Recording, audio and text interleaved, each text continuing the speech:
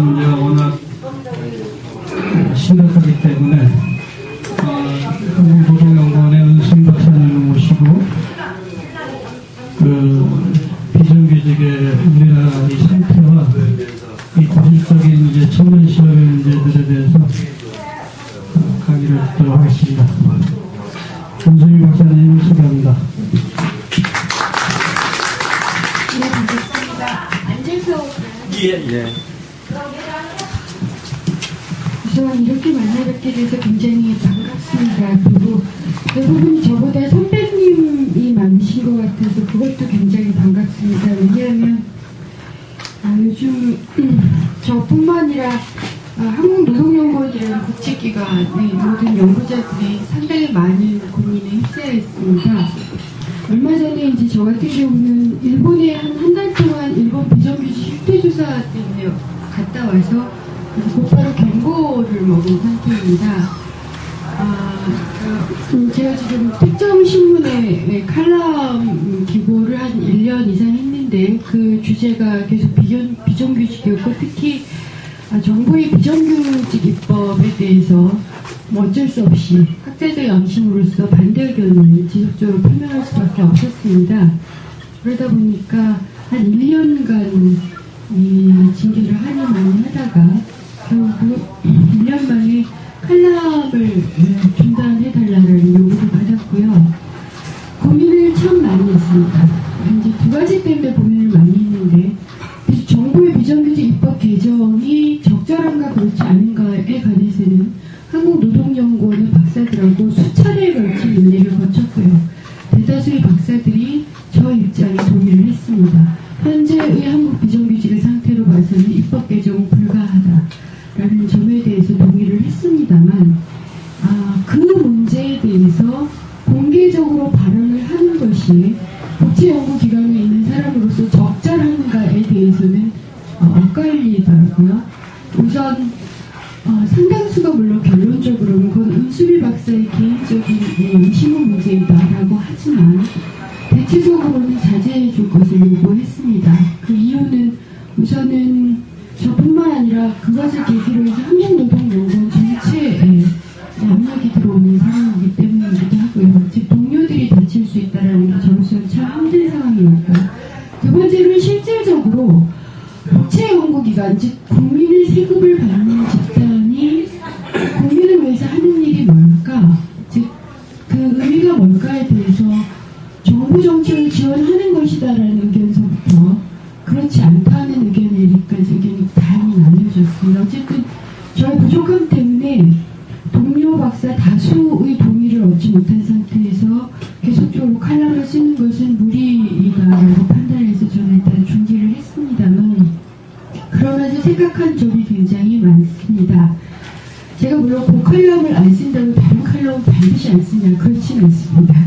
그런데 얼마 전에 아주 작은, 그러니까 현장에 있는 아주 작은 기관지에서 글을 하나 써달라고 청탁이 들어와서 돈도 받는 글이 아니고 글을 쓰면서 그런 얘기를 했습니다. 저는 개인적으로 그림을 굉장히 좋아합니다. 그 중에 마티스 이카루스의 꿈이라는 추락이라는 그림이 있는데, 이카루스의 추락이 뭔지는 다들 아실 것입니다. 그리스 로마 신화에서 밀랍, 즉 촛농을 재료로 한 그 밀랍을 어깨에 달고 감히 태양신 아폴론에 도전했다가 떨어져 죽는 젊은이인데요. 그것이 아마 화가들을 굉장히 많이 자극했던 것 같아요. 굉장히 많은 화가들이 그 이카루스의 추락을 그립니다. 근데 제가 마티스의 작품을 특별히 좋아하는 것은, 제가 마티스 별로 좋아하지는 않습니다만 그 작품을 좋아하는 이유는 다른 사람들은 이카루스의 추락을 그리는데 마티스는 한번 보십시오. 이카루스 열정을 그립니다. 딱 세 가지의 그 색상만을 쓰는데요. 그중에 가장 눈에 띄는 게 파란색 신체, 그러니까 이카루스의 신체를 파랗게 그려놓고 거기 심장 부분에 아주 작은 점, 붉은 점 하나를 찍어놓습니다. 그것이 열정인데, 즉 떨어지는 그 순간까지도 열정을 간직한 자 이카루스입니다. 그래서 제목은 이카루스의 추락이지만 제가 그것을 41살 때 처음으로 직접 눈에 봤을 때 그건 이카루스의 꿈이었습니다. 그 그림을 보면서 참 한국에는 많은 이카루스들이 있었다. 과거형입니다. 있었다. 그런데 제가 국제연구원의 연구원으로서 경고를 당하고 계속적으로 좀 어려운 상황에 직면하면서 다시 한번 이제 묻게 되는 게 그 많은 이카루스들은 다 어디 갔을까? 나아가서 이카루스의 꿈은 다시 살아날까? 이런 질문을 하게 됩니다. 사실 제가 오늘 이게 이제 두 번째 강의인데 요즘 저한테 현장에서 강의가 좀 밀려와요. 현장 강의는 그냥 다니고 있는데 공무원노조에서 강의 요청이 왔습니다. 그래서 안양에서 강의를 하고 돌아 서울로 오는 길인데요. 그때도 그런 말씀을 드렸습니다. 거기도 공무원들이시고요. 저는 공무원은 물론입니다. 공공부문에서 국민 세금을 받아먹고 사는 사람으로서 우리가 무엇을 꿈꿔야 하는가? 공무원들은 영혼이 없는 게 맞는가? 영혼이 있는, 더 나아가서 열정이 있는 이카루스는 공무원으로서는 불가능한 문제인가를 공무원 노조가 고민해 주시기 바랍니다. 라고 말씀을 드렸습니다.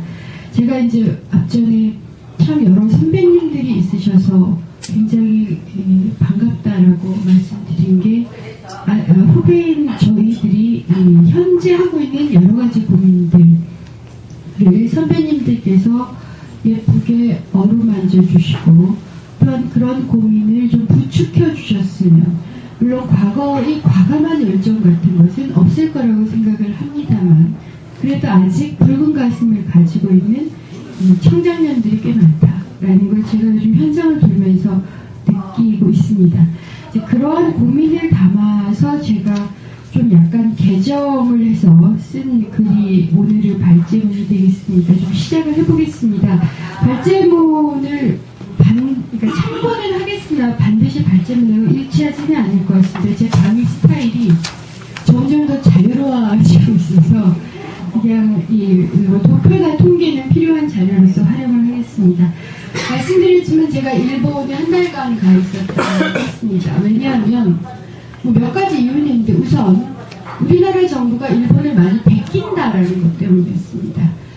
최저임금제 문제가 거론이 됐을 때 정부가 요구한 게, 혹은 한나라당 의원 입법에서 요구된 것이 지역별로 최저임금을 지역별로 따로 하자. 일본은 원래 지역별로 최저임금이 따로 되어 있습니다. 심지어는 특정 지역은 지역별 업종별로 최저임금이 다릅니다. 일본을 베껴온 거죠. 그렇기 때문에 최근 일본이 비정규직 문제 때문에 몸살을 앓고 있는 것을 넘어서서 일본의 학자들이 무너지고, 일본의 고용 모델이 무너지고 있다라고 거의 소리를 지르고 있고요. 제가 가 있는 한 달 동안 매우 보수적이라는 상하이신문이나 마이니치신문서부터 시작해서 진보적이라는 아사히 신문에 이르기까지 매일 비정규직 문제에 대한 기획 특집을 하고 있었고요. NHK 방송을 제가 매일 듣고 있었는데 매일 비정규직 문제에 대해서 거론이 될 정도로 일본이 심각합니다.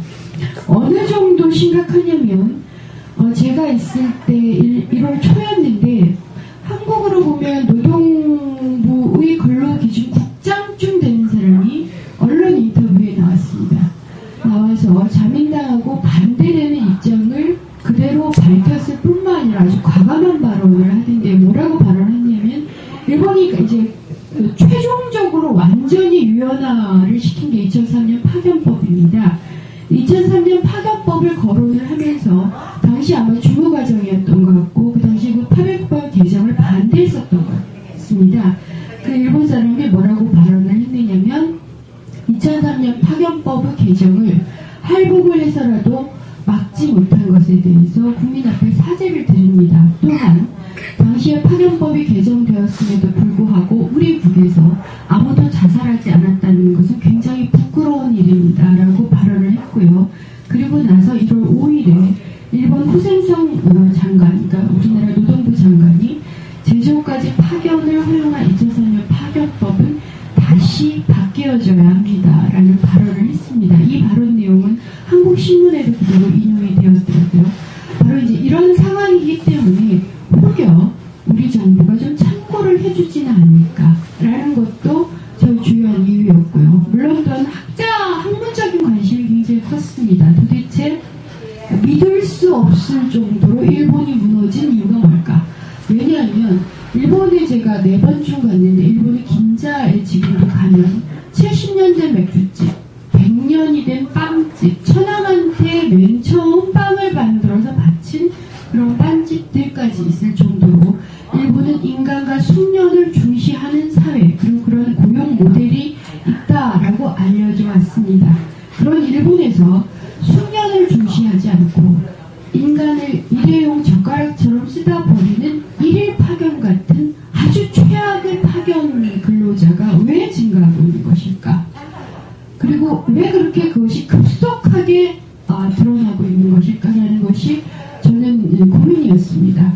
더 나아가서 2008년, 정부 통계로 2008년에 한국어 비정규직 비중이 33.8%입니다.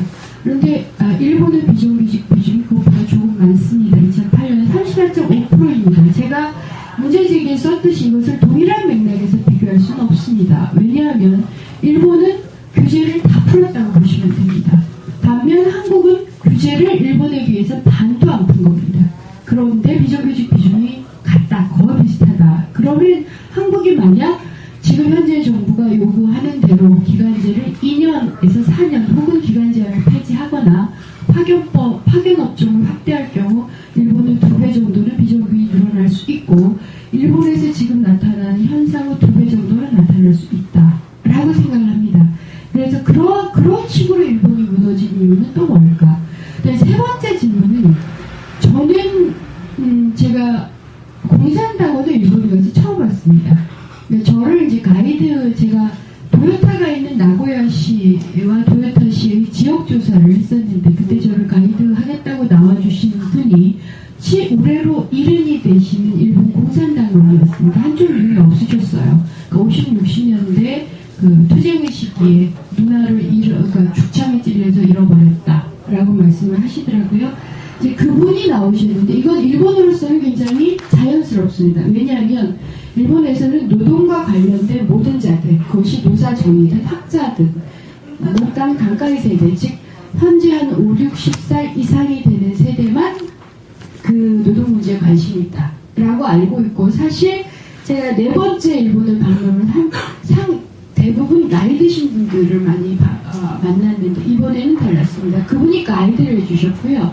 그분의 가이드를 통해서 만난 사람들은 26살의 파견노조 간부 혹은 32살의 오키나와 출신 해고 노동자들이었고요.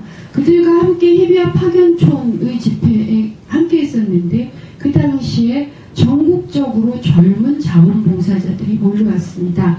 제가 그 광경을 보면서 이렇게 물어봤어요. 여러 학자분들께서는 일본에서 20, 30년을 넘어선 두 세대가 만나고 있다고 생각을 하십니까? 즉 20, 30대와 60, 70대가 이제 그 지구인과 외계인의 조우처럼 만나고 있다고 생각을 하십니까? 이것은 일본으로서 지각 변동인데요. 일본 학자들은 한국 학자들보다 훨씬 더 조심스럽습니다. 그래서 뭐라고 답변을 해주셨느냐면 은상의 말처럼 그러니까 은상의 질문이 자기는 그렇다고 생각은 하지만 그것은 중장기적으로 좀 더 지켜봐야 됩니다. 다만 저의 개인적 감상을 묻는 거라면 저도 은상만큼이나 놀랐습니다. 제가 살아있는 동안 이런 일이 발생할 거라고 생각하지 못했습니다. 라고 답변을 하시더라고요. 그러니까 그 정도로 일본이 심각합니다. 더 나아가서 일본 공산당은 요즘 입이 째졌습니다. 일본 공산당의 공산당원 수가 40만 명이 채 안 돼요. 굉장히 작은 당입니다. 그럼에도 불구하고 최근 몇 개월간 수만 명의 당원이 증가를 했고요. 그 대부분이 20대, 30대입니다. 이들은 비록 다 읽지는 않지만 자본론을 읽고 있고, 그래서 요즘 일본에서 자본론 개정판이 나왔습니다. 네, 이 정도. 그리고 착취, 격차. 일본은 차별이라는 말을 잘 안 쓰더라고요. 착취나 격차, 워킹푸어. 그러니까 즉 근로빈민이라는 말이 요즘 일본 사회를 동동동동동 떠다니고 있습니다. 그렇게 일본이 굉장히 심각해졌다는 것을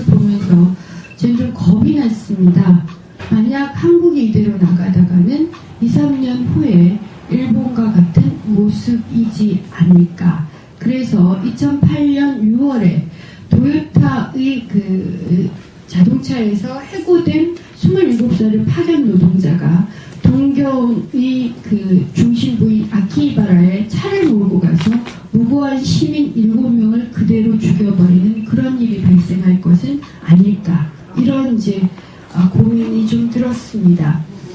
더 나아가서 제가 이 페이지에 그림이 지금 안 나왔는데, 그림을 이렇게 상상을 하시면 U자입니다.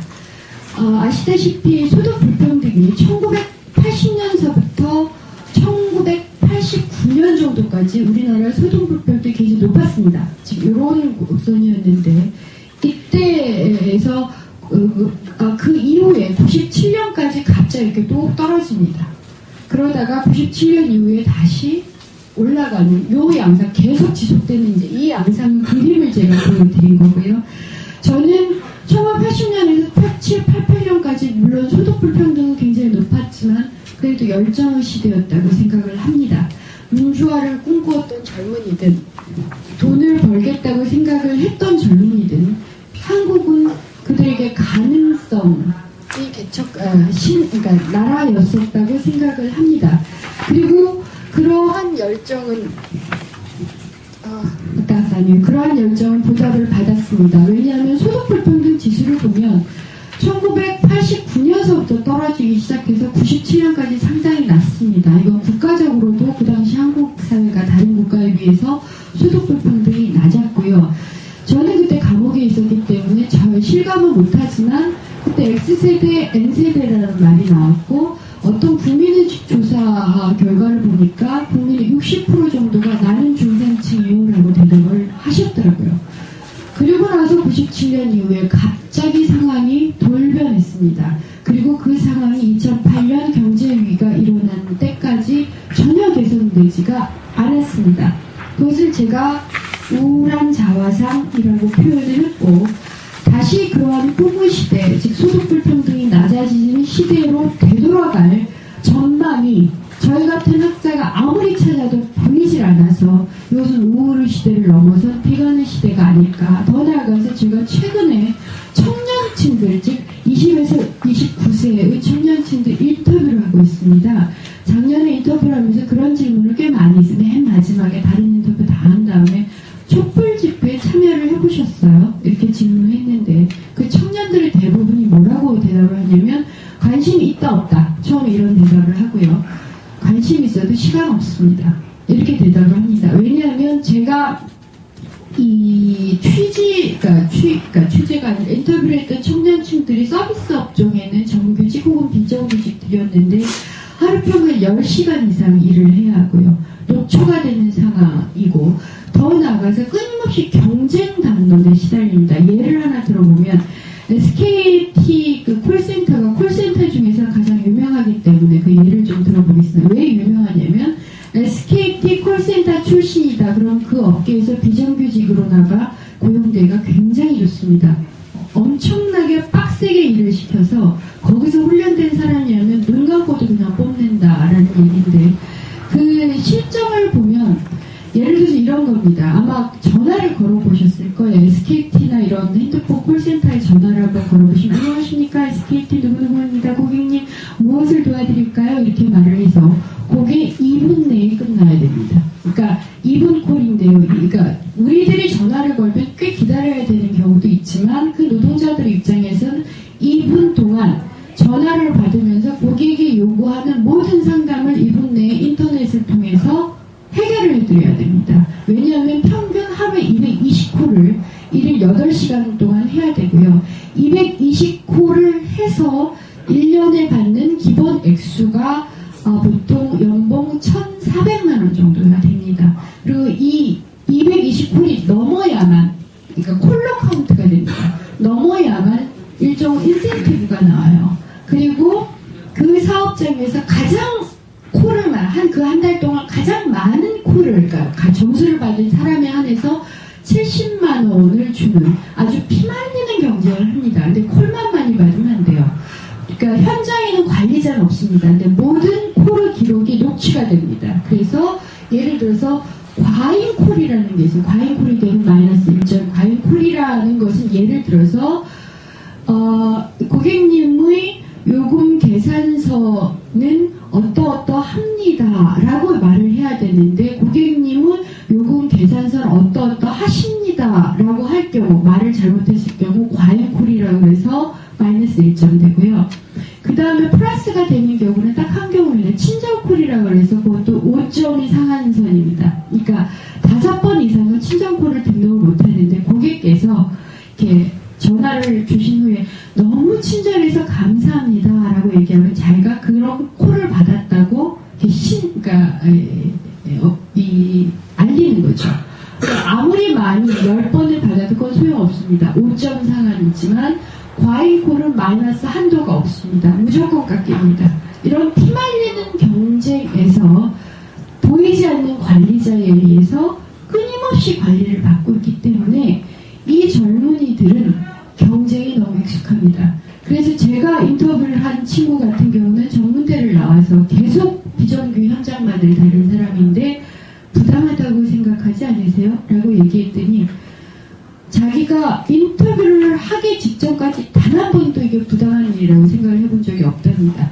내 개인이 모자라서 이렇게 부당하다라고 그러니까 모자라서 이런 꼴이다 라고 생각을 했는데 인터뷰 과정이 서로의 대화이자 상호 교육의 과정이기도 합니다. 인터뷰를 하면서 여러 가지를 묻게 되고 특히 이 면접을 하는 사람이 얼마나 지식이 있는가에 따라서 면접의 내용이 이제 달라집니다.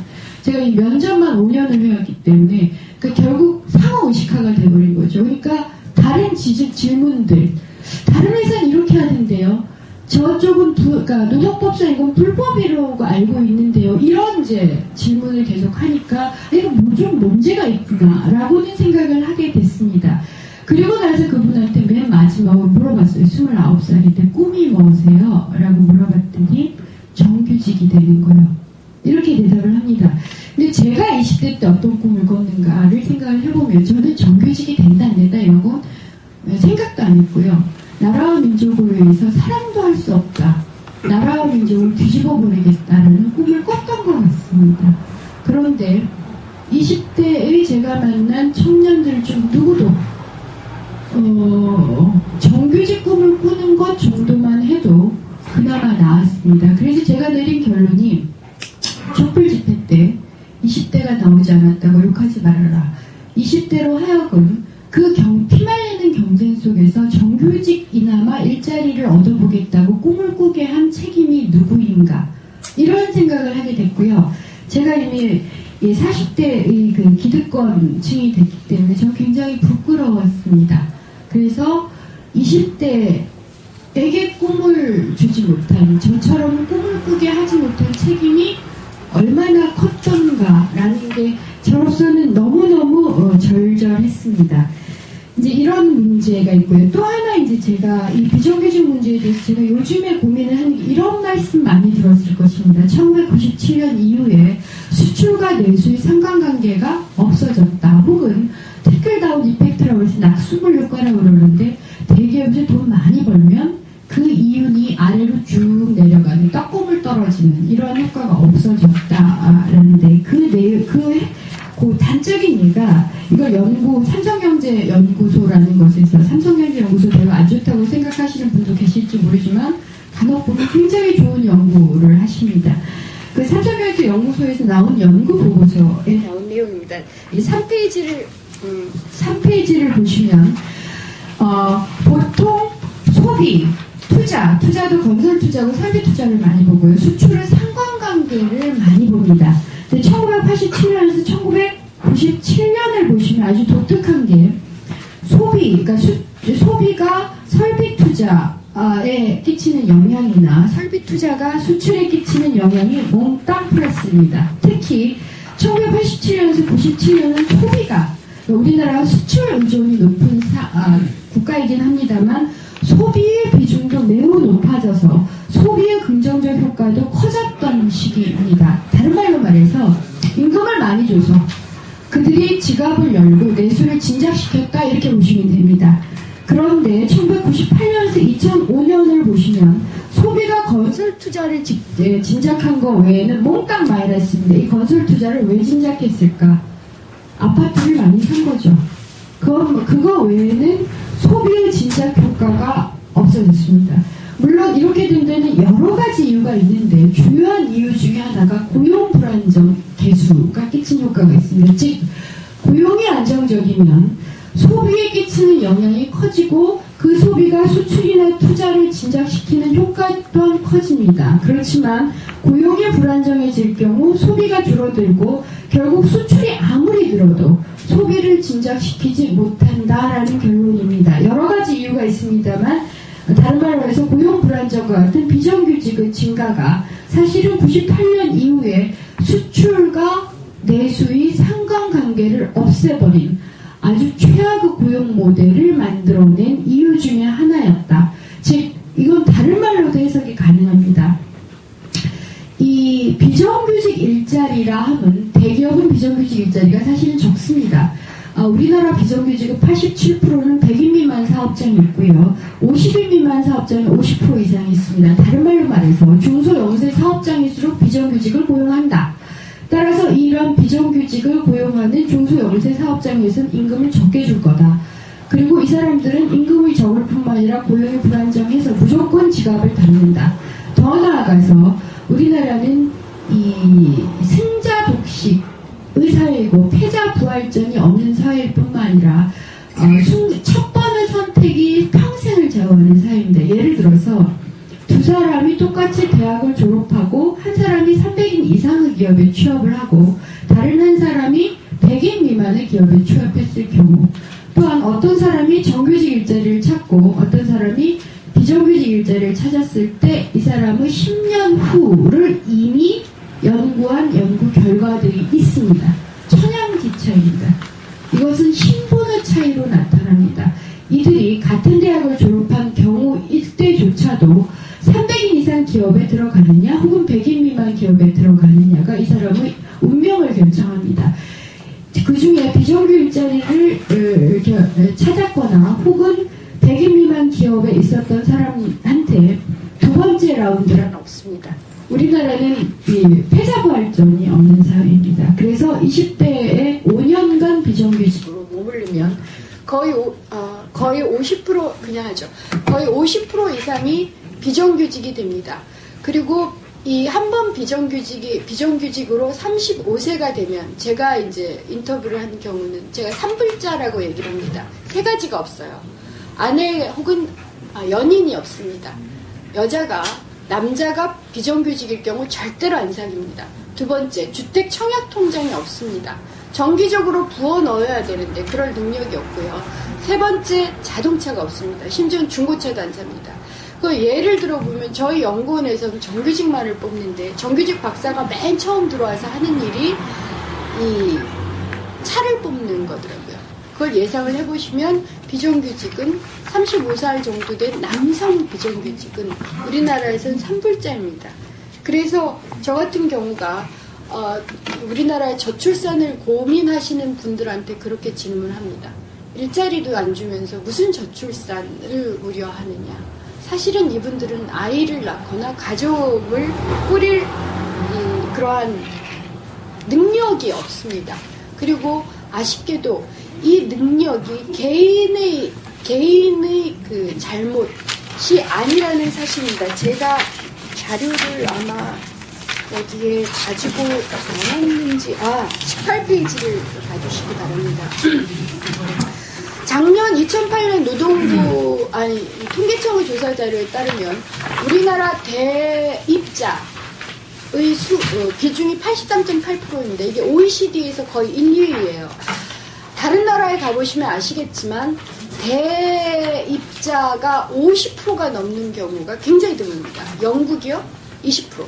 프랑스 40%에서 50% 수준 정도밖에 안 되는데 우리나라 83.8%입니다. 우리나라 청년들이 엄청나게 능력이 있다는 겁니다. 이건 또 다른 결과로도 나오는데 OECD에서 네 가지를 항상 비교 조사를 합니다. 개인의 능력, 기업의 능력, 사회적 자본. 사회적 자본은 이제 솔리다리티나 연계를 통해서 다른 이제 능력을 증진시키는 또 하나가 시장 자유주의 정도인데, 제가 요즘 이제 한일 비교를 하기 때문에 일본보다 한국이 나은 게 뭔가를 쭉 찾아보면 다른 건 다 떨어지는 딱 하나, 일본보다 개인의 능력이 낫다고 나와서 OECD 국가에서도 중2 이상의 수준입니다. 즉 그만큼 똑똑한 사람들이 많습니다. 사회적 자본과 결합되면 이 똑똑한 사람은 2배 정도의 능력을 발휘하는데, 우리나라는 사회적 자본은 거의 밑바닥 수준임에도 불구하고 개인이 굉장히 뛰어나서 붉은 악마도 만들어내고 기묘하나도 만들어내는 그런 사회입니다. 문제는 그렇게 뛰어난 청년층이 갈 일자리가 없다는 사실입니다. 얼마 전까지만 해도 청년층은 눈높이 문제를 얘기했습니다. 근데 요즘에는 그 눈높이 얘기하는 경제학자는 거의 없습니다. 왜냐하면 연구 분석 결과, 그래도 연구자들이, 양심적인 연구자들이 연구 많이 합니다. 분석 결과 청년층이 하향 지원을 한다라는 것이 밝혀졌기 때문입니다. 문제는 청년층 하향 지원 속도보다 일자리가 나빠지는 속도가 더 빠릅니다. 그래서 상호 미스매치가 일어나고 그에 따라서 청년 실업이나 청년 백수가 늘어납니다. 그 미스매치를 제가 보여드린 표 12에 글로벌 종업원수 변화 추이인데요. 저희들이 괜찮은 일자리, 대졸자가 갈 만한 일자리가 대충 우리나라는 300인 이상 정도 됩니다. 근데 300인 이상 일자리가 16.2%, 1000명 이상이 되면 39.9%, 거의 40%가 지난 10년간 줄어들었습니다. 다른 말로 말하면 대기업은요, 돈은 많이 벌지만 절대로 고용 안 합니다. 그리고 소기업 일자리만 늘어납니다. 그런데 물론 대기업 일자리가 줄어드는 건 전 세계적 추세이긴 하지만 우리나라가 그 속도가 빠를 뿐만 아니라 격차가 큽니다. 외국은 중소기업에 있든, 즉 100인 미만 사업장에 내가 첫 신입사원으로 진입을 하든 300인 이상에 진입을 하든 임금격차 없습니다. 적어도 물론 성과급이나 이런 차이는 있지만 우리나라처럼 그런 심한 임금격차가 없습니다. 그래서 100인 이하 사업장도 외국에서는 꽤 괜찮은 일자리일 가능성이 있습니다만 우리나라는 그렇지 않습니다. 그런데 이런 300인 이상의 일자리가 없어짐을 통해서 청년들이 갈 곳이 없습니다. 그 현재 작년만 해도 취업자, 실업자, 백수하고 실업자 합쳐가지고 한 15.9% 됐습니다. 지금 거의 20% 수준입니다. 이것이 굉장히 심각한 문제이고요. 제가 이제 이런 이 청년들한테 한번 질문한 적이 있습니다. 그러니까 시급제, 4년제 대학 나와서 시급제 일자리를 갖는 사람한테 인터뷰를 한번 했더니 이렇게 대답을 하시더라고요. 자기가 대학교 4학년 나올 동안, 4년 동안 나올 동안 돈 많이 들었다는 겁니다. 부모님들이 굉장히 헌신적이셨죠. 자기를 위해서 최선을 다했는데 제가 처음 잡은 직장이 시급제라는 말 못합니다. 그래서 뭐라고 지금 답변을 드렸느냐면 그냥 아르바이트를 하고 있고 공기업 일자리를 찾아서 지금 취업 준비 중이다라고 알고 계신다, 부모님은. 그런데 걱정스러운 것은 이명박 정부가 들어와서 그 공기업 일자리, 공공부 일자리마저 줄어들어가지고 갈 곳이 없다. 정말 걱정스럽다라는 거고요. 그 다음에 최근에 이제 이명박 정부가 청년 인턴제라는 것을 들여왔습니다. 저는 이 경우 임금격차 때문에 경악을 하는데 110만 원이 최대거든요. 11개월 이상은 절대 안 돼요. 기간제 입법 때문에 11개월 이상이 될 경우 정규직 전환은 부담이 있을까봐 11개월입니다. 이 정도면 임금격차 무지하거든요. 결국은 노동법 위반이 비정규 입법 위반이 됩니다. 그럼에도 불구하고 경제위기라고 이런 일자리만 늘려놓으면 이런 일자리는 쉽게 없어지고 또한 청년들은 이 일자리 계속 있을 생각은 없습니다. 부모님한테 알리기 위해서 그냥 아르바이트 한다 혹은 공공부문에 그냥 일자리 잡았지만 장기적으로는 이 취직 공부할 겁니다 라고 말씀을 드리고 있는 현실입니다. 이것이 한국의 현재 비정규직이 가지는 문제입니다. 그 다음에 이제 제가 가장 또 비정규직 문제로 보고 있는 4페이지를 보시면 우리나라 노동쟁이 발생 건수가 건수는 줄었습니다. 근데 근로실수인수는 2008년에 늘어났고요. 이것보다 더 큰 문제가 5페이지의 규모별 노동쟁이 발생 비중을 보십시오. 그러니까 제가 299인 이하하고 300인 이상을 비교를 한 건데, 아시다시피 우리나라 노동조합 조직률이 10.2%입니다. 이 10.2%의 대부분은 300인 이상 기업에 있습니다. 우리나라 경영진의 입장에서 보면 300인 이상 노조가 있는 데서 파업이 많이 일어날 거다. 노입니다.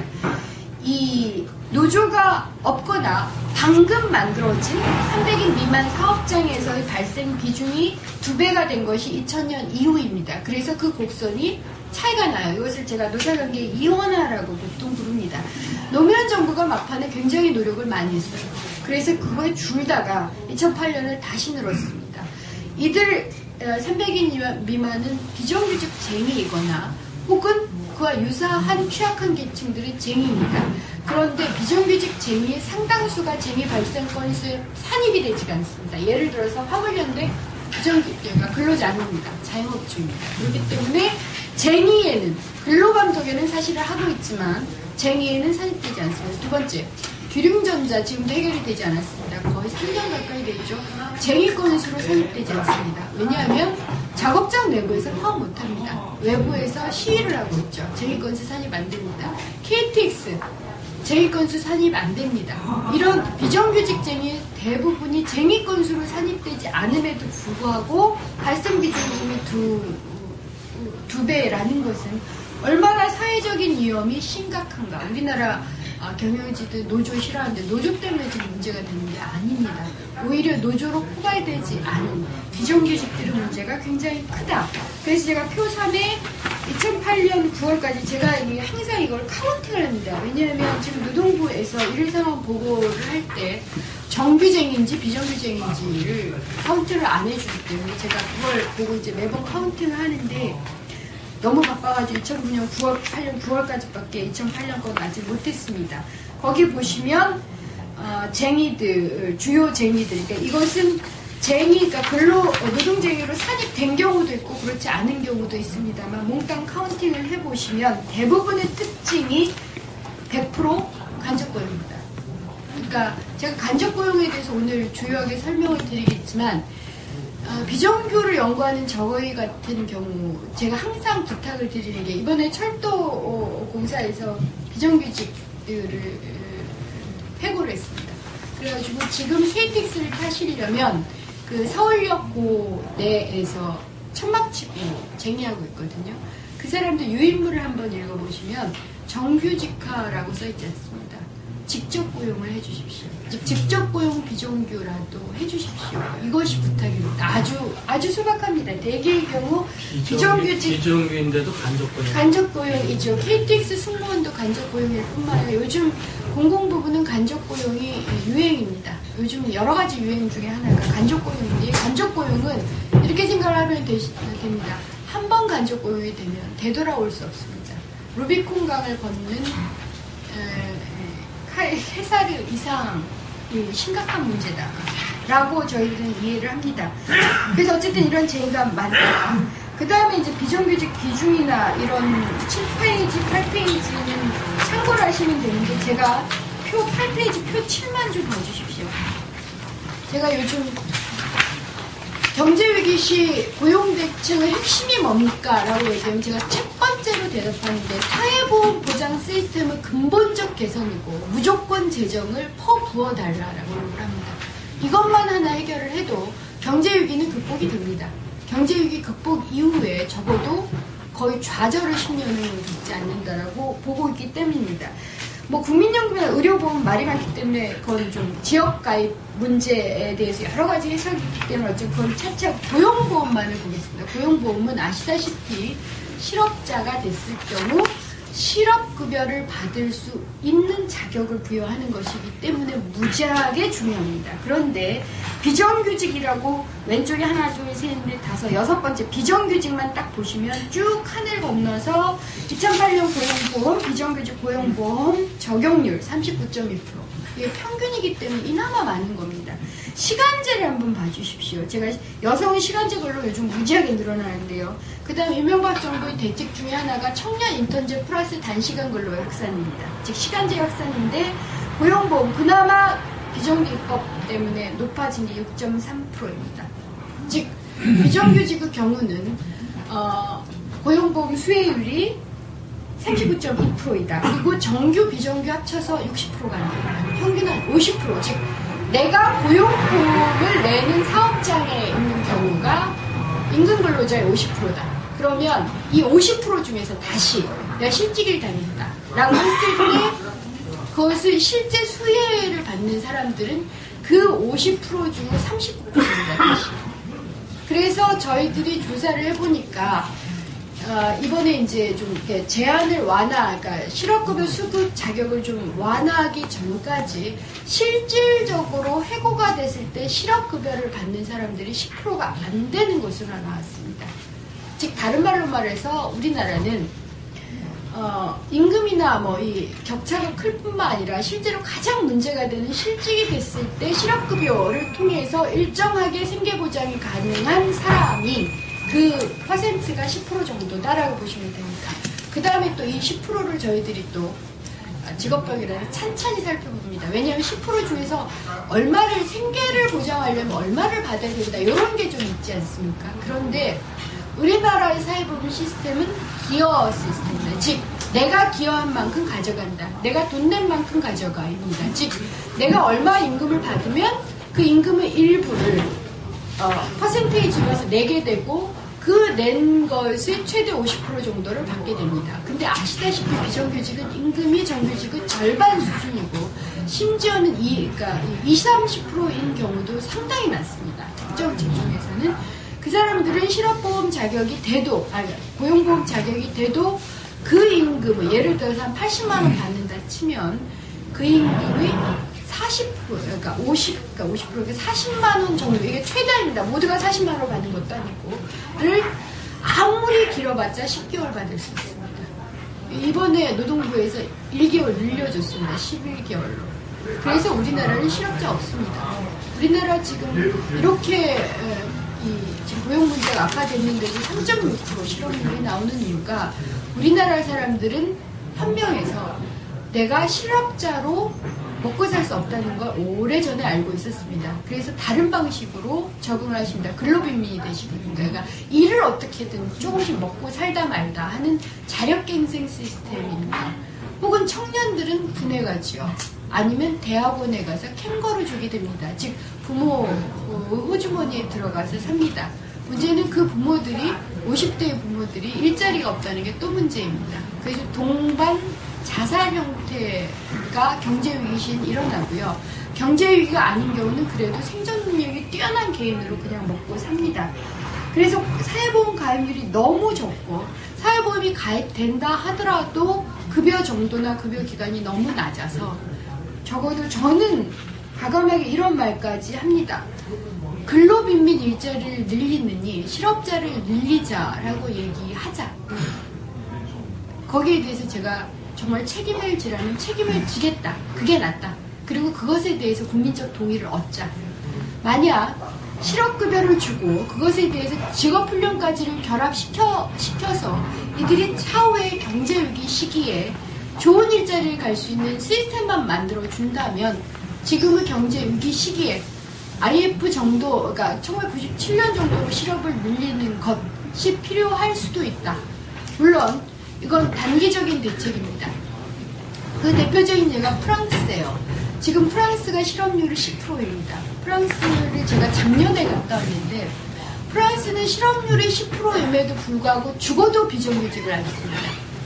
저는 왜 프랑스가 이 정도의 저항 능력을 가지고 있는지 아직도 잘 납득이 안 갑니다.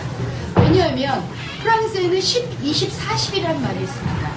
그러니까 전체 임금 근로자 실업률 10%, 청년층 실업률 20%, 이주 청년층 실업률 40%의 사회입니다. 만약 우리 사회가 이 정도라면 망했다라고 난리를 칠 겁니다. 비정규직 무지하게 쓰자라고 얘기를 합니다. 그런데 그 나라에서는 비정규직이 임시근로하고 파견으로 쓰이는데 기간 제한, 사유 제한을 한 아주 드문 나라입니다.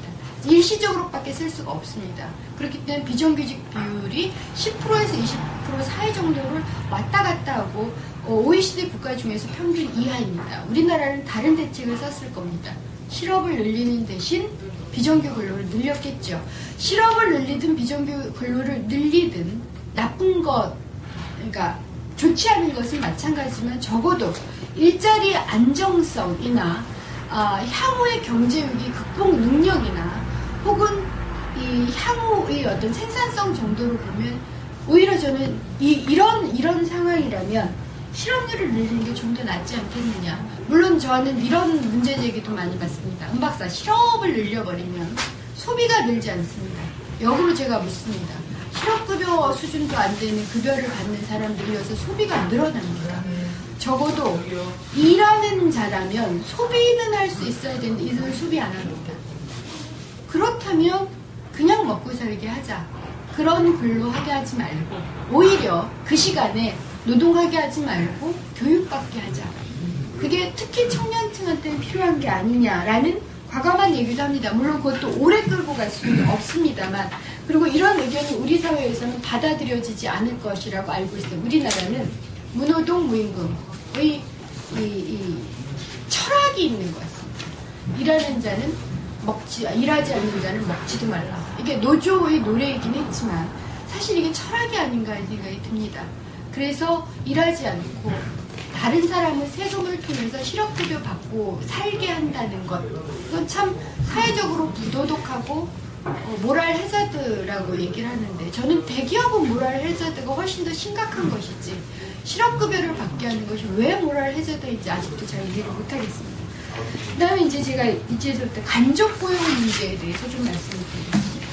우리나라는 세계적으로 유명한 게 몇 가지가 있습니다. 근데 그 중에 간접고용을 쓰는 방식이 도가 통한 나라로 알려져 있습니다. 왜냐하면 제가 요즘 이제 이 국제 비교를 많이 합니다. 우리나라가 참 관료들이 외국 좋아해요. 그래서 외국에서 이렇게 합니다라고 얘기를 하면 좀 설득력이 있을까봐 외국과의 비교를 많이 하는데, 그러다 보니까 외국 학자들하고 좀 교류를 갖게 됐습니다. 제가 좀 희한한 질문들을 많이 하는 사람이라고 외국 학자가 얘기하는데, 예를 들어서 이런 질문 해봤습니다. 당신네는 공항의 보안 검색 요원이 정규직입니까? 이제 제가 이게 직업병인데, 저는 모든 건물에 들어가면 저 사람이 정규직인지 비정규직인지 먼저 따지는 버릇이 있습니다. 물론 우리나라 보안 검색 요원들은 비정규직입니다. 그래서 물어봤습니다. 비정규직이 사내하청입니다. 정확하게 간접고용. 사내하청이라서 물어봤습니다. 사내하청이라는 말을 외국에서 이해 못합니다. 그런 고용 형태가 거의 없기 때문에 이해를 못해서 그냥 비정규직, 난스탠다드 웍이냐라고 물어보니까 희한하다는 그 바람이 어떻게 테러 위험이 0.0001%라도 있는 상황에서는 국제공항의 보안 검색 때는 비정규직을 쓸 수 없습니다라고 대답을 하고, 그래서 좀 이상한 듯이 저한테 너희 나라는 비정규직이냐? 이렇게 물어보더라고요. 그래서 그렇다라고 얘기를 했더니 그냥 웃고 말았습니다. 워낙 우리나라 인천공항공사가 이윤 무지하게 많이 겁니다. 그런데 그 공항공사를 처음 만들 때 정규직 일자리를 700개 만들었고요. 비정규직 일자리, 즉 사내하청 일자리를 원래 3,500개를 만들었습니다. 이것이 노무현 정부 때 통과된 겁니다. 제가 사실은 비정규직 문제를 연구하는 입장에서는 제가 노무현 정부에 대해서 매우 비판적일 수밖에 없었던 게, 즉 다른 말로 말해서 정부에 반대되는 견해를 노무현 정부 때서부터 얘기를 할 수밖에 없었던 것이 옳지 않다고 생각을 했기 때문입니다. 더 나아가서 이렇게 공항공사가 비정규직 일자리를 처음부터 만들어 놓고 시작하면 어떤 영향이 있냐면, 인천공항에 가보시면 인천 리젠시 인천 하얏트가 있습니다. 거기에 제가 또 실태조사를 들어갔습니다. 그래서 하얏트도 똑같이 2003년에 만들어져서 노조한테 그러니까 저 호텔에 자주 들어 호텔의 모든 룸메이드는 다 비정규직이라고 생각하시면 됩니다. 정규직 룸메이드를 만나려면 최소한 비즈니스 클래스는 안 됩니다. 절대 안 되고요. VIP까지는 아니지만 한 4-50만원, 1박 4-50만원짜리에 가시면 그 룸메이드는 정규직이라고 보시면 되고요. 그 밑에는 다 간접고용 룸메이드입니다. 그리고 그 룸메이드를 관리하는 자를 플로어 매니저, 층 관리자라고 얘기하는데, 층 관리자도 비정규직입니다. 현장 소장입니다. 그래서 물어본 게, 다른 호텔들은 원래 신라가 치고 나오고 다른 호텔들은 정규직 룸메이드가 퇴직을 하면 비정규직으로 채워넣는 방식으로 썼습니다. 그래서 그랜드 하얏트 호텔, 남산의 그랜드 하얏트 호텔에 가보시면 제가 이 조사를 나왔을 때 영국도 황태자께서 오셔가지고 한바탕 난리가 났을 텐데 황태자께서 묵으시던 맨 꼭대기층 스위트룸서부터 시작해서 15층까지는 정규직이 합니다. 15층에서 22층까지가 아마 정규직 룸메이드고 14층서부터 2층까지가 비정규직 룸메이드의 형태입니다. 다른 호텔은 이렇게 되어 있습니다. 그리고 그 비정규직 룸메이들이 점점 더 늘어나는 추세라면 인천 하얏트 리젠시는 처음서부터 룸 전체를 사내하청을 만들었습니다. 그 이유는 인천공항공사가 처음에 그렇게 만들었기 때문에 그걸 똑같이 설계를 한 겁니다. 그만큼 이 따라 배우기, 그 다음에 모범이 됩니다. 그러니까 이 공무원, 공공 부분에서 비정규직이 늘어나는데 우리 공공 부분의 비정규직 비중이 조사 결과는 20%지만 사실은 그렇지 않습니다. 모 공사 같은 경우는 70% 정도까지 있습니다. 즉 조사에서 간접 고용이 빠집니다. 간접 고용은 조사할 방법이 거의 없습니다. 예를 들어서 제가 지금 대형 할인마트의 비정규직 조사를 들어갈 계획입니다. 돈을 준다면. 돈을 안 준다면 어쩔 수가 없고 들어갈 계획인데 지금 제가 머릿속에 고민스러운 게 이마트에 장보러 가시는 경우가 있을 겁니다. 거기서 정규직 직원 거의 없습니다. 다 임대 매장이고 대부분 캐시어도 요즘에는 비정규직으로 거의 갈아치워졌기 때문에 다 비정규직들입니다. 그런데 캐시어는 대체적으로 직접 고용 경우가 그래도 많습니다. 이 뉴코아처럼 그거마저도 간접 고용하겠다라는 경우는 참 희한하다. 왜냐하면 돈을 다루는 거기 때문에 간접 고용을 쓰기가 그렇게 쉽지는 않습니다. 근데 어쨌든 비정규직인데 직접 고용 비정규직은 그나마 회사한테 인사노무관리자 만나서 잘 꼬드겨가지고 비정규직 숫자 좀 알려주세요라고 하면 자료를 줍니다.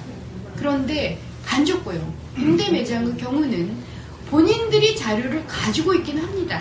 그렇지만 그걸 우선 내놓지 않습니다. 내 회사 아닙니다라고 대답하면 되기 때문에. 두 번째로 가지고 있다 하더라도 너무 들쑥날쑥해서 정확하지가 않습니다. 예를 들어서 이마트, 김포 이마트의 경우 거기 매대가 요즘 굉장히 많이 줄었습니다. 근데 거기가 다 파견 형태였는데 그만두시라라고 얘기한 것으로 알려져 있고 몇 명이나 그만뒀는지조차도 잘 알 수가 없습니다.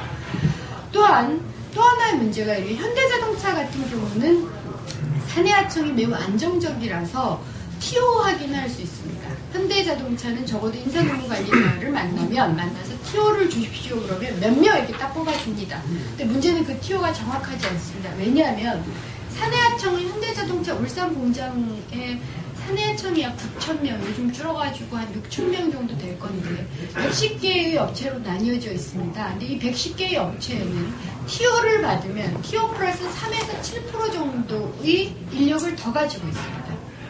왜냐하면 문제가 생길 수 있으니까 내부에서 누가 쉬었다든가 병가를 했든 그러면 어떻게 조사를 해야 되냐 현대자동차 하나 잡고 인사노무 관리자들한테 물론 자료를 준다라는 전제 조건하에 노무현 정부 때까지 자료를 줬습니다. 이명박 정부 때는 자료 안 줍니다.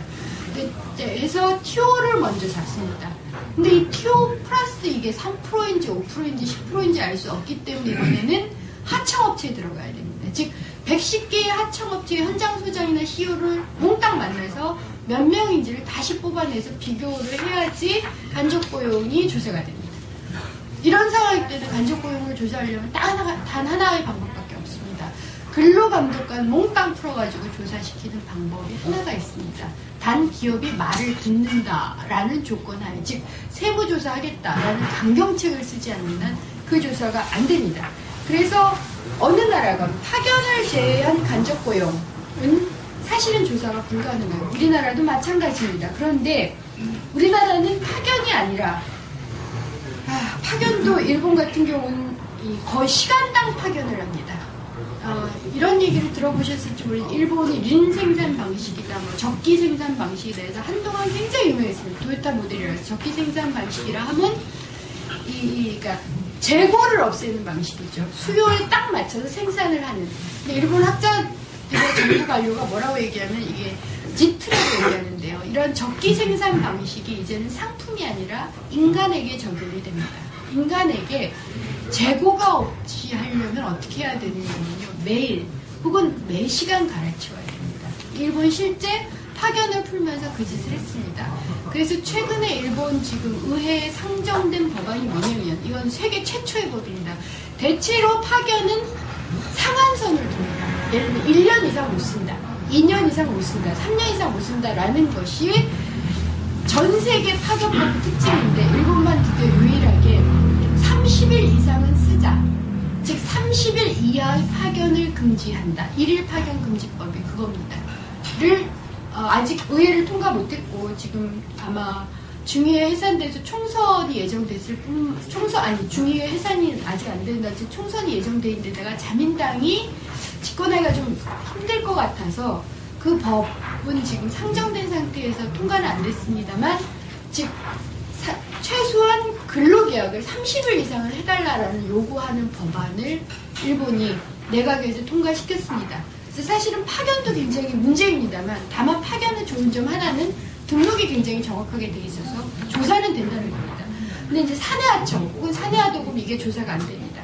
그래서 그리고 파견하고 사내하도급 구분 기준이 애매한 것도 그 나라마다 다른데 사내하도급이 있는 나라가 일본하고 한국이 거의 대표적이라고 보시면 되는데 일본은 사내하도급 규정이 굉장히 심합니다. 그래서 아까 말씀드린 룸메이드 같은 경우는 불법입니다. 일본에서는 그걸 쓸 수 없습니다. 그렇지만 우리나라는 그것이 합법입니다. 즉 직접적인 예를 들어서 파견은 이렇게 생각하시면 돼요. 저도 파견을 써본 적이 있는데 여러분이 만약 비서를 쓰신다면 그 비서의 근로계약을 파견업체하고 하지만 명령은 내가 내립니다. 너 뭐 해? 라고 명령을 내리지요. 당신 이거 차 심부름 해주십시오. 라고 명령을 내리는 경우가 파견이고요. 사내하도급은 내가 명령을 하지 않는 경우입니다. 그런데 일을 해보면 아는데요. 라인의 연속선 때문에 죽어도 명령을 해야 됩니다. 그런데 기업고 사내하청을 하고 불법 파견을 피해가겠다고 하니 문제가 여러 가지 생기죠. 그래서 아까 말씀드린 그 호텔 같은 경우도 원래 룸메이드만 사내하도록 했습니다. 근데 불법이다 라고 경고를 받으니까 플로어 매니저까지 즉 기존 정규직 일자리도 다시 간접 고용을 했습니다. 만약 플로어 매니저 위의 과장급인데 여기도 불법이다라는 과장급도 아마 사내하청 만들 겁니다. 충분히 그럴 수 있습니다. 왜냐하면 제가 최근 들은 정보에 따라 원래 현대그룹에서 직접 사내하청 업체를 만든 바 있는데 삼성도 그와 유사한 행동을 하고 있을 뿐만 아니라 일본처럼 혹시 파견이 허용될까봐 작년에 인사노무관리팀을 일본에 급파해서 일본에서도 파견, 그러니까 대기업이 그룹 회사가 파견 업체를 만들었습니다. 그걸 열심히 공부를 하셨다고 하더라고요. 그 해당 노조에서 직접 들었습니다. 즉 삼성도 그걸 준비를 하고 있습니다.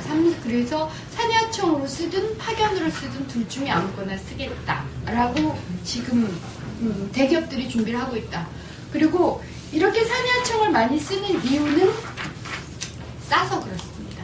두 가지 점이 쌉니다. 그러니까 사내하청은 비정규직 중에 가장 싸다 이렇게 보시면 됩니다.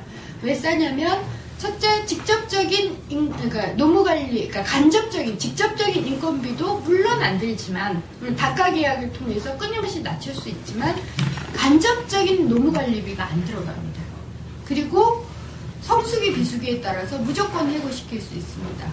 일본은 그 성수기 비수기를 매일매일 매시간으로 해고시킨 것으로 보시면 됩니다.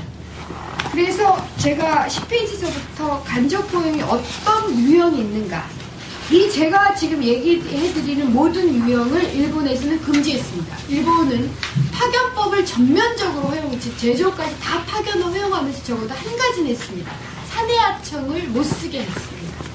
그래서 대기업들이 사내하청 금지 법안을 만든 건 아닙니다. 근데 일본에서는 면이 중요하잖아요. 면목이 없다. 면이 안 선다. 이게 매우 중요해서 파견법을 전면적으로 허용해주면서 대기업으로 하여금 인터뷰를 하게 했습니다.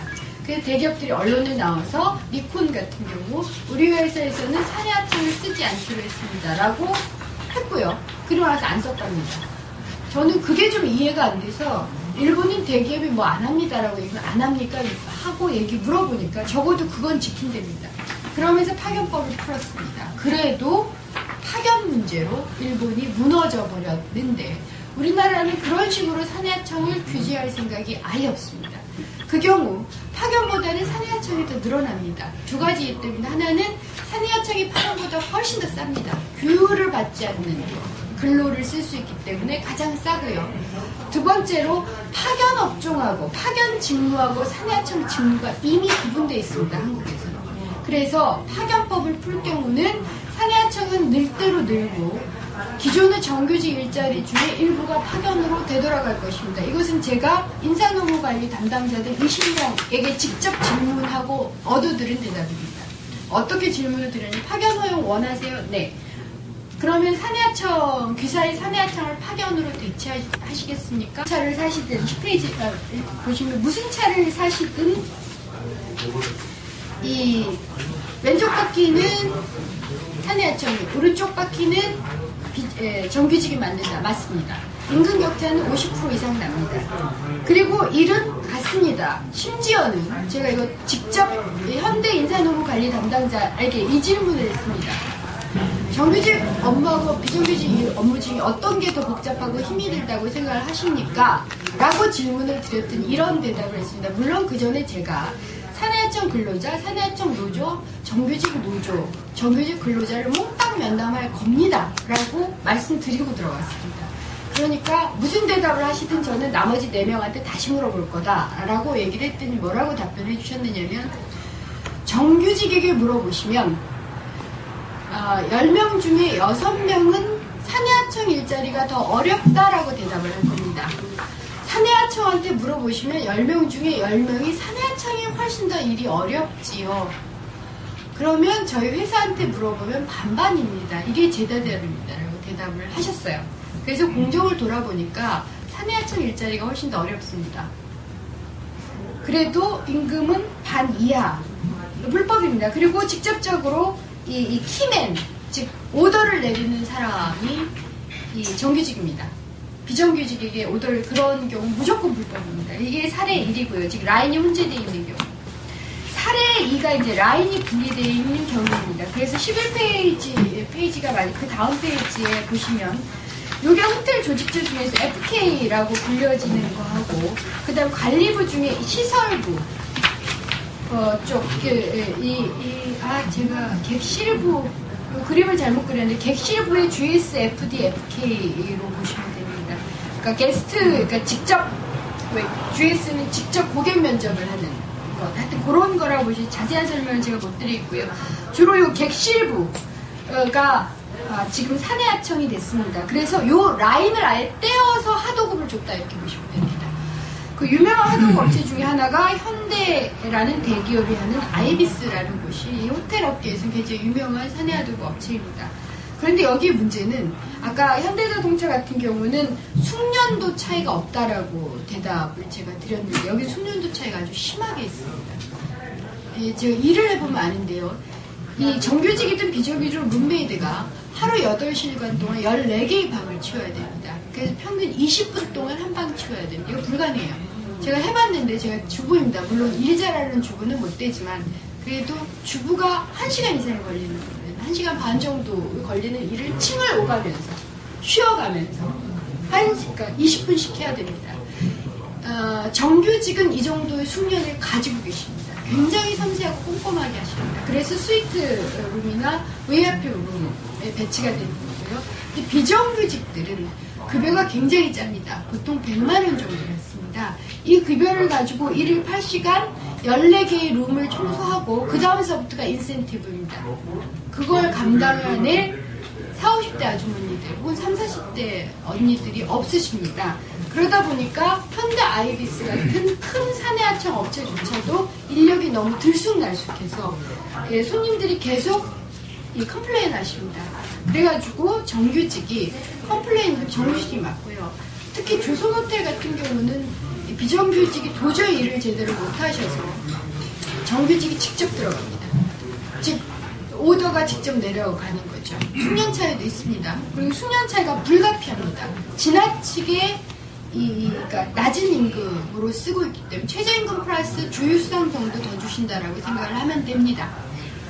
그러니까 이런 문제가 있는데 어쨌든 이건 라인을 그래서 정규 라인하고 비정규 라인을 떼어놓은 거고요. 그 다음에 이제 이건 그래도 공간이 같습니다. 그러니까 이 층을 왔다리 갔다리 같이 정규직에서 정규 비정규 이렇게 만나게 돼 있습니다. 그런데 B전자가 매그나칩인데 하이닉스 매그나칩이 굉장히 유명한 전자회사였고 원래 하이닉스하고 매그나칩 같은 전자회사에서 매그나칩 분리됐죠.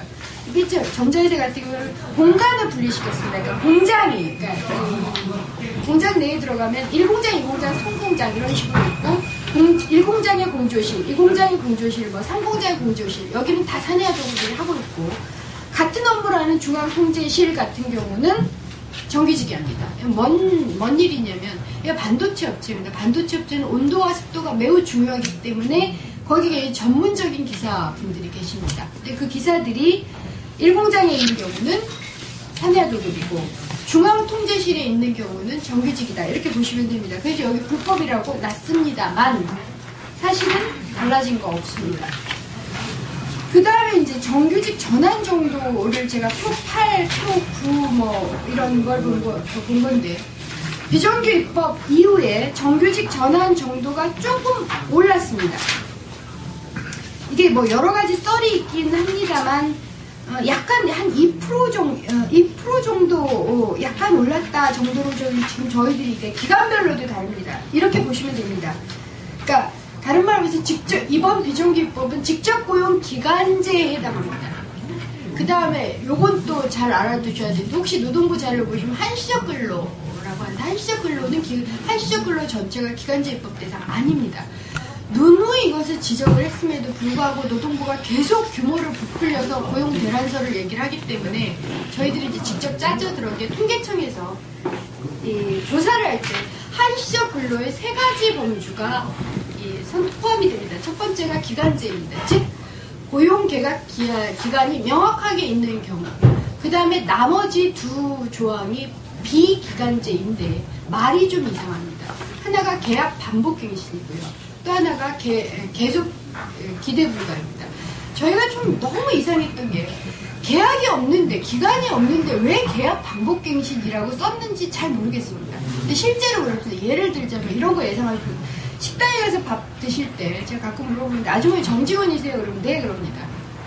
그러면 계속 근무 가능하세요? 경기 좋을 때 네 이렇게 대답을 하십니다. 경기 안 좋으면 힘들어요. 안 될 겁니다. 다음 달에 아마 식당이 힘들어서 문 닫아요. 그럼 기대 불가가 되시는 거고요. 그 다음에 계속 되면 내년에도 계속 되세요? 네. 그러면 계약 반복갱신입니다. 근데 이분들은 근로계약 기간이 설정되어 있지 않습니다. 그래서 이런 분들은 기간제 대상 아닙니다. 그래서 제가 지금 나온 자료에서는 한시적 근로보다는 그러니까 13페이지하고 기간제만을 본 겁니다. 그럼 수치가 상당히 줄어요. 물론 반복갱신도 같습니다. 반복갱신의 경우가 그 정규직 전환 효과가 늘어났기 때문에 그래도 어쨌든 제가 지금 2007년 7월에서 8월 3일 자료는 이게 줄 수밖에 없기 때문에 저희들은 사실은 요건 좀 신빙성이 없고 원래는 제가 이 자료를 가져올 게 아니라 그 다음 자료를 가져왔어야 되는데 그걸 못 보여드렸네요. 2007년 08에서 2008년 08 자료까지를 저희들이 그러니까 추적을 했습니다. 추적을 해서 본 결과 어쨌든 KBI 박사까지 합의한 것은 소폭의 정규직 전환 효과가 있었다라는 겁니다. 그런데 문제는 간접 고용의 경우는 정규직 대상이 아닙니다. 물론 시간제는 아까 말씀드린 대로 비기간제도 대상이 아닌데 간접 고용의 경우는 정규직 전환 효과 없는 것으로 나타나고 있습니다. 그래서 그러니까 다른 어떠한 근로보다 간접 고용의 경우가 일단 정규직 전환 효과 없다 이렇게 보시면 됩니다. 그 다음 14페이지를 보시면 그러면 그리고 간접 고용이 늘어나고 있는데 경제활동 부가조사 즉 통계청 조사에서 간접 고용 못 잡습니다. 잡을 수 있는 유일한 방법이 청소 용역하고 파견밖에 못 잡습니다. 그래서 산하청은 추정치가 약 100에서 150만 사이. 제가 추정을 해본 결과이기 때문에 이것도 정확하진 않습니다.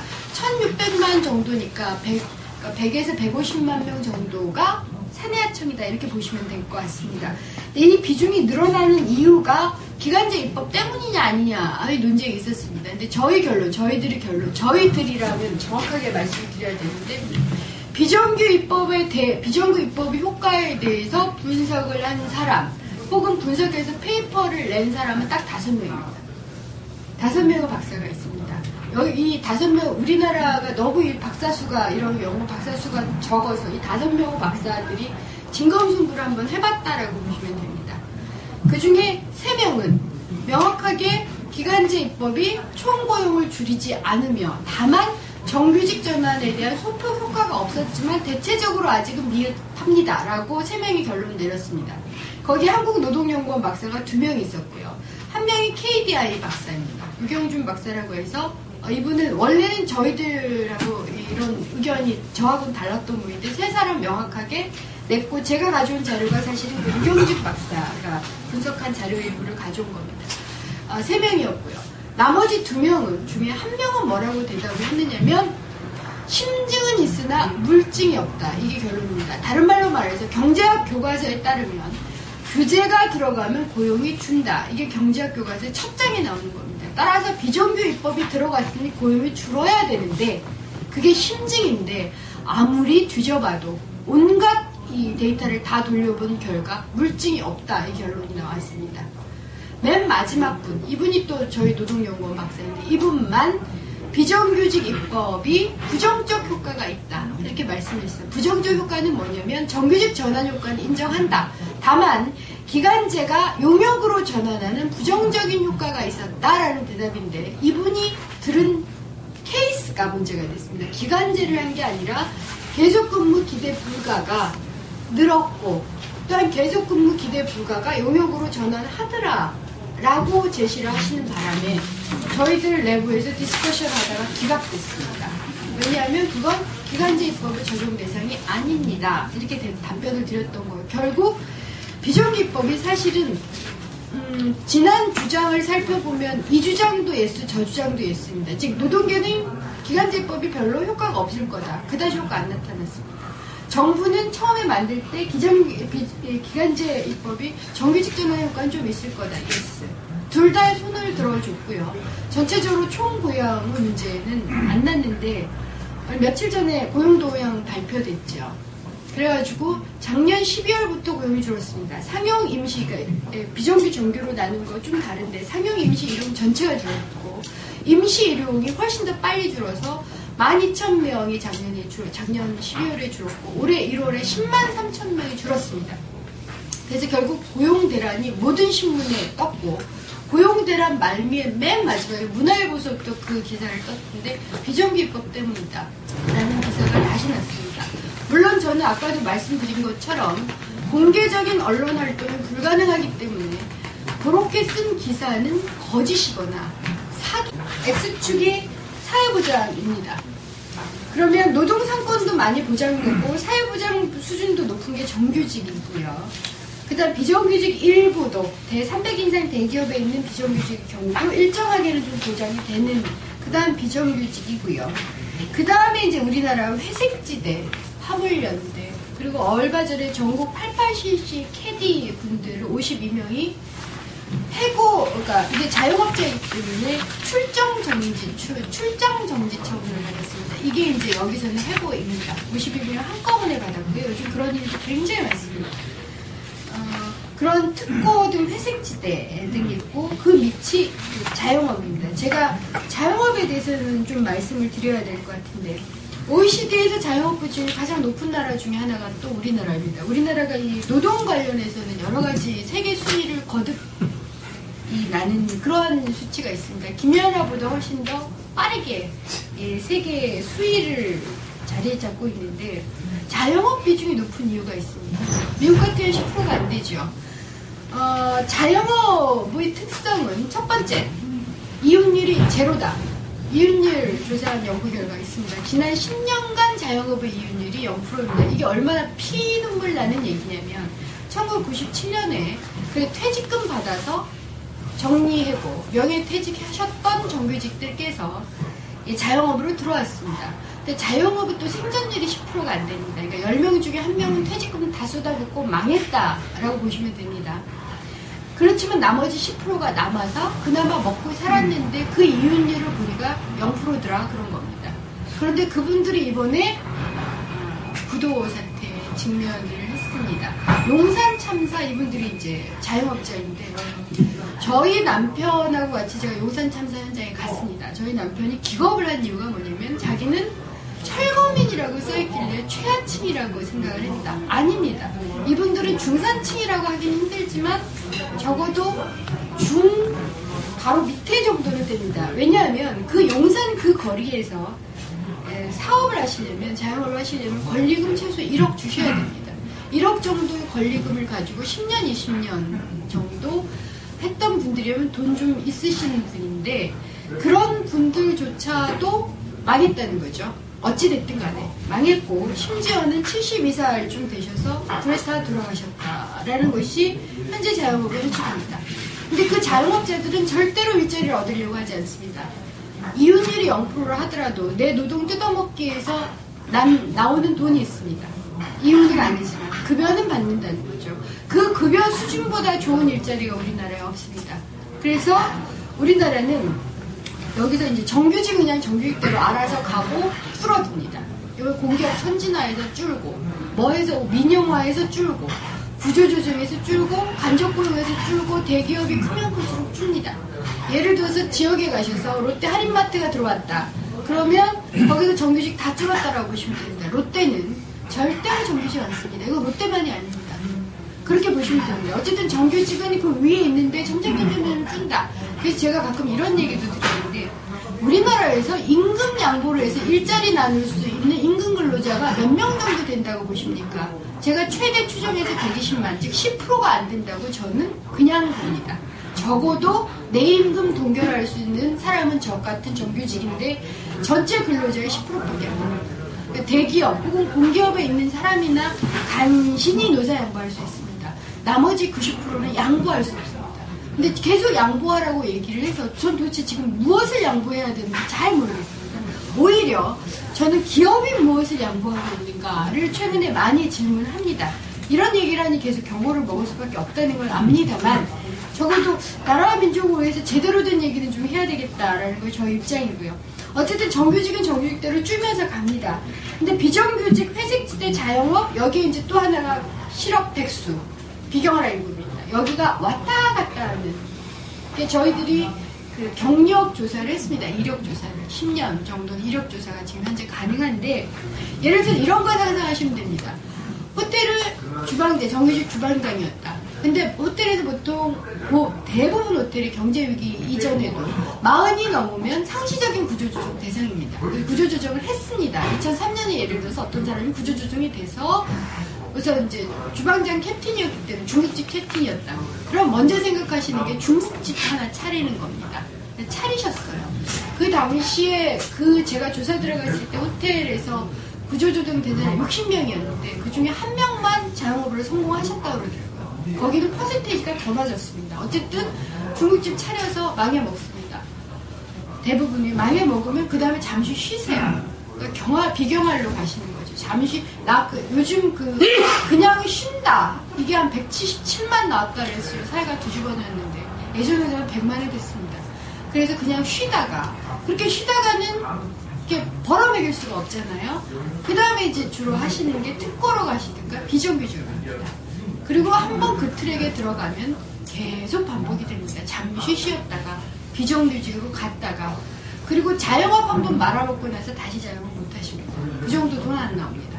그래서 이런 상황이고 이런 분들이 노동상권, 헌법에서 보장된 노동상권 물론 없습니다.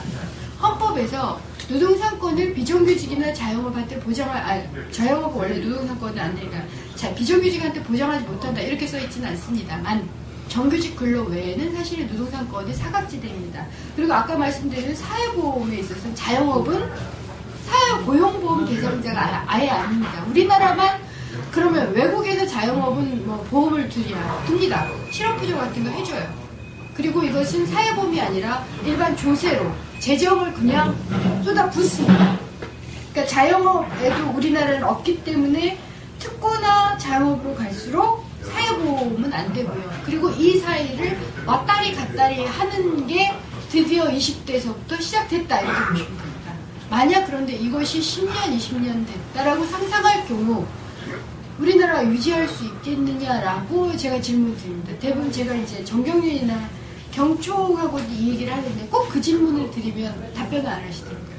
그리고 인사노무관리 담당자들 같은 경우는 사실상 고민하는 사람들이 있습니다. 서스테이너블 하십니까? 아닙니다. 라고 답변을 합니다. 그런데 어쩔 수가 없습니다. 전 이것은 보수의 책임이기도 하지만 개혁적인 세력의 심각한 책임이었다. 특히 노무현 정부의 저 심각한 책임이었다. 10년 동안 뭐 했냐라고 제가 질문하는 게 저도 책임 회피할 생각은 없습니다. 그래도 질문을 드리는 이유가 10년 동안 그 많은 자원과 그 많은 인력을 쏟아부으면서 고용 창출형 경제 모델을 만들지 못한 이유가 어디 있을까? 물론 변명은 있습니다. IMF를 상상도 못했고, 그 다음에 요즘 얘기되는 그 신자유주의적 세계화, 그 개념만 동동동동 떠다니는데 그게 뭔지 몰랐던 거예요. 그리고 심지어 노무현 정부에서 그 관여를 하셨던 분들도 사실은 비정규직이 어떤 문제인지 몰랐다라고 대답을 하시더라고요. 제가 2005년에 노동연구에 들어가서 사실은 2006년서부터 비정규직 연구로 불려다니기 시작했는데 그때도 설득이 안 됐었습니다. 모르시더라고요. 그리고 솔직히 말해서 저도 잘 몰랐습니다. 제가 이제 5년차 비정규직을 연구해서야 이제는 이 손바닥에서 좀 논다 이런 그러니까 비정규직 문제는. 근데 저희들이 최근의 고민이 바로 그런 개혁 진영조차도 못 만들어낸 고용 모델을 만들어낼 수 있을까? 다른 말로 말해서 이 네 집단이 서로 왕래가 가능하고, 즉 정규직의 문이 열리고, 그런데 그 정규직의 수준이 떨어지지 않는, 즉 노동상권과 사회보장이 다 되는 그러한 일자리를 창출하면서 경제발전할 수 있느냐. 이게 굉장히 큰 질문인 것은 97년 IMF 이후에 우리나라는 강을 건넜습니다. 우리나라가 원래 영미 모델이었던 것이 아닙니다. 아시다시피 박정희 전두환 노태이식 후에 우리나라 영미 모델 아니었습니다. 근데 97년 김대중 정부 이후에 우리나라가 영미 모델이 됐습니다. 아주 빠르게. 지금 일본의 고이즈미 이후에 영미 모델이 된 거와 유사합니다. 되고 한 10년 됐고요. 거기에서 단물을 본 사람들이 꽤 있습니다. 그런 상황에서 돌아갈 수 있을까? 돌아갈 수 있을까? 더 나아가서 어디로 돌아가야 될까? 이건 시간 여행에서 거의 길을 잃은 꼴이 아닌가 싶을 정도로 좀 심각한 문제입니다. 그래서 제가 최근에 비정규직 연구를 하는 사람들의 그 연구자들이 지금 확대되고 있는 게, 이 사람들이 비정규직 연구를 하는 건 아닙니다. 주로 고용 모델과 관련해서 저희들이 고민을 나누고 있습니다만, 전 세계적으로도 굉장히 찾기가 힘들고요. 유럽, 뭐 요즘 이런 말 많이 합니다. 아일랜드 모델, 네덜란드 모델, 벨기에 모델 수없이 말합니다. 모델은 연구할 수 있습니다. 가서 연구하면 됩니다. 문제는 우리나라가 거기로 도약이 가능합니까? 라고 질문하면 아무도 대답을 못해요. 심지어는 저도 대답을 못합니다. 도약할 수 있는 근거가 우리나라에 현재 없습니다. 그것이 즉 어느 모델로 갈 거냐 뿐만 아니라 도약 가능성이 있느냐, 결국 우리나라에 적합한 고용 창출한 새로운 경제적 패러다임이 뭐냐라는 것이 비정규직 문제 해결의 끝인 것 같습니다. 어쨌든 저 같은 경우는 그 대답이 될 때까지는 최대한 비정규직 문제에 대한 이슈를 놓지 않겠다라고 생각하고 있습니다. 여기까지로 끝내겠습니다. 감사합니다.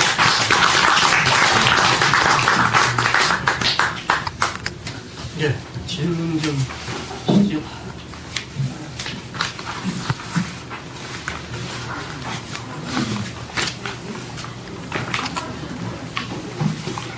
이게 아까 말씀을 시켰던 것 같은데, 그 비정규직법이 그 이제 2년이라고 나온 거고요.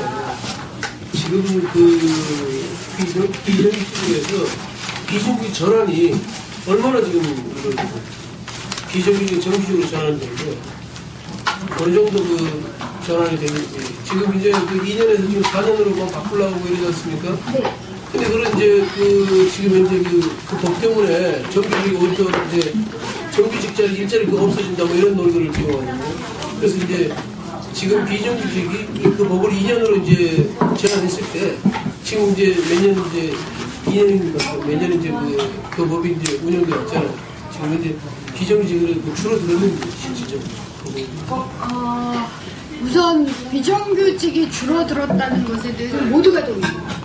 비정규직 입법을 개정해야 된다는 사람은 동의를 합니다. 근데 이제 물론 동의 방식이 다릅니다. 개정을 해야 된다는 사람은 비정규직이 줄었다고 걱정하는 거고요. 일자리가 비정규직이 줄면 일자리가 준다라고 보기 때문에 비정규직이 줄었다라고 걱정을 하고 또 한쪽은 입법 효과가 나타났다라는 점에 있어서 좀 접근 방법이 다른데 우선 비정규직이 줄었습니다. 정부 통계로는 약 2%가 줄었고 노동계 통계로는 약 5% 정도가 줄었습니다. 규제가 들어가면 줍니다. 그건 효과가 확실히 나타날 거예요. 두 번째로 전환효과의 문제입니다. 전환효과는 저희들이 봤습니다. 본 결과 이렇게 보시면 됩니다. 기간제만을 가지고 봤습니다. 다른 비정규직은 전환효과가 거의 안 나타난다고 보시면 됩니다. 기간제만을 가지고 봤을 때 기간제를 100명 잡으면 그 중에 13명에서 14명 정도가 정규직으로 바뀌었습니다. 기간제만. 그 다음에 그럼 나머지는 어떻게 되느냐. 나머지 70명. 굉장히 많아요. 70명 그대로 유지합니다.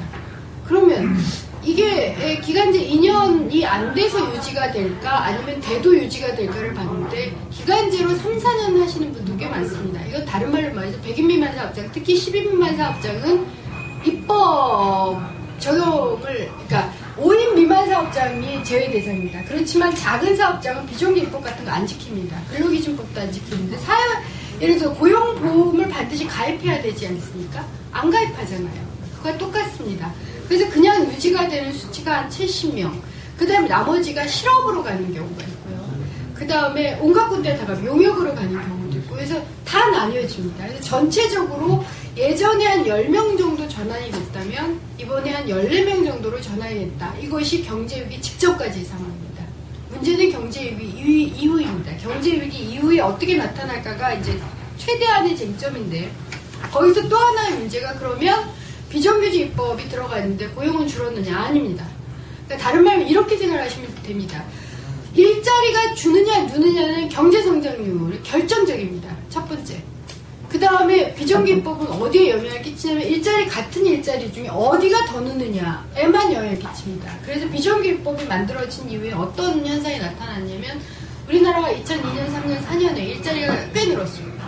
늘으면 무슨 일자리 먼저 느냐면 정규직 마이너스, 비정규직 플러스였습니다. 심지어는 정규직이 6.3%가 줄었을 때 비정규직이 20%가 늘었습니다.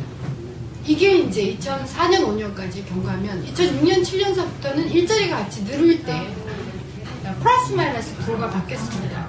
그래서 비정규직 줄고 정규직이 늘었습니다. 지금 상용직이 그나마 지속 추세. 지금 올해는 줄었습니다. 사실은 올해 1월에 월별로는 늘었는데 2007년하고 2008년을 대비하면 상용직이 줄었습니다. 그래도 신문에서 올 1월에 상용직 늘었다라고 얘기하는 여러 가지 요인 중에 하나가 저는 여전히 비정규직 효과가 잠재되어 있다라고 봅니다. 그래서 아주 소폭이지만 사실은 비정규직 입법 효과가 2008년 8월까지 나타났습니다. 문제는 경제 위기가 시작된 비정규직 입법 효과가 더 이상 안 나타납니다. 역효과가 나타나지도 않습니다. 왜냐하면 지금 일자리가 줄어드는 게 순서가 있습니다. 일용직이 먼저 줄고요. 일용직 기간제 입법 대상 아닙니다. 두 번째 자영업주입니다. 근데 세 번째가 임시직이 줄어요. 근데 임시직 중에서도 임시직이 정규 임시직이 있고 비정규직 임시직이 있습니다. 2008년 8월에 따르면 더 많이 주는 게 정규 임시직입니다. 정규 임시직이 누구냐면요. 아까 말씀드린 식당 아주머니가 정규 임시직입니다. 본인은 정직원이라고 대답하셔서 정직원이 기입이 돼 있는데 임시직이라 하면 1개월 이상 1년 미만입니다. 정직원이라 대답한 사람이 1년 이상이 안 되더라는 거죠. 이 경우는 임시직으로 분류가 되는데 이러한 중소규모의 정직원들이 먼저 줍니다. 즉 정규 임시 먼저 줄고 그 다음 비정규 임시 줄고 그 다음 상용 줍니다. 이렇게 주는 추세를 보면 입법 효과가 별로 없다라는 게 나타납니다. 그런 이제 경우를 생각을 해서 현재 솔직히 말하자면 입법 효과가 별로 없다. 이게 솔직히 대답입니다. 그럼에도 불구하고 이 입법 효과가 있도록 좀 정규직 전환 시스템도 인센티브도 만들고 이런 요구를 하는 거고요. 두 번째로 이제 또 입법 효과가 없어진 이유가 아시다시피 작년 10월서부터 모든 언론을 동원해서 정부가 비정규직 입법 때문에 고용 대란 온다. 100만 고용 대란설 나왔습니다. 이거 이제 논쟁이 붙어서 드디어 결판이 한번 났습니다. KBS 심야 토론 보셨는지 모르겠는데 심야 토론에서 그게 이제 연구자들은 서로 다 논의를 하기 때문에 저희들이 사실은 이미 전에 100만 고용 대란설이 왜 나왔는지가 너무 궁금해가지고 카운팅을 해봤습니다. 근데 100만 그러니까 기간제로 전환시키거나 계약 해지시켜야 할 모든 기간제를 다 종료시킨다라는 전제하에 올해 연인은 20만 명 넘, 이거 적은 숫자는 아닙니다. 20만 명이 최대치입니다. 지금 저희들이 계산한 바에 따르면. 따라서 100만 고용 대란설은 없고요. 지금 이번에 기획재정부가 뭐라고 발표했냐면 올해 고용 대란을 최소 수치로 20만 얘기하셨습니다. 여긴 정규직도 다 들어갑니다. 그런 면에서 기획재정부도 최소한 100만 고용 대란설은 인정하지 않습니다. 그래서 이건 이제 사실이 아니고 저는 그런 면에서 비정규직법의 쟁점을 삼는 것 자체가 좀 잘못된 포인트다. 지금은 정규직 전환 인센티브를 좀 더 늘리고 어차피 경제 위기 시에 늘어날 실업자에 대비해서 사회보장책을 최대한 하는 것이 바람직하다. 이거 첫 번째 방법. 근데 두 번째 방법은 이 같은 돈 1조 원 쏟아부어서 일자리 창출 효과가 더 많이 나타나는 업종이 있습니다. 우리나라 지금 건설 SOC 쪽인데 건설 SOC는 고용하고 일자리 창출 효과가 떨어집니다. 취업 유발 개수가 다른 업종보다 떨어져요. 물론 이제 이 포크레인 안 만들고 삽을 그래서 우리가 삽 300만 개 만드는 프로젝트가 되면 좀 고용을 늘리겠다 일시적으로. 그런데 그 300만 개도 땅 다 파버리면 그 일자리 없어지기 때문에 다시 줄 거다라는 걸 예상하지만 단기적으로 늘 거다. 근데 그 정도로 사실은 건설 쪽도 포크레인 쪽이 많지 이 삽자루 쪽이 좀 적습니다. 그래서 장기적으로도 고용 및 취업 유발 개수가 떨어지지만 현재도 그렇습니다. 가장 많이 늘어있는 것이 서비스업입니다. 그 서비스업에서 어떻게 좋은 일자리를 만드는가 같은 돈을 쏟아부어도 최소한 2배 이상 정도 고용 그러니까 유발 개수가 나는 그런 업종들이 있고요. 거기서 새로운 일자리 늘리자. 이게 이제 두 번째 저희들이 제안한 대책이고 세 번째 대책은 그겁니다. 공공부문 구조조정 스탑해라. 혁신하지 말라는 얘기 아닙니다. 다만 인력 절감을 구조조정 스탑하라. 그것이 주요한 대책이고 그 대책을 해서도 도저히 안 되겠다. 비정규직법 때문에 라고 하신다면 그때 어쩔 수 없이 개정을 하십시오 라는 것이 정부에 드린 답변입니다.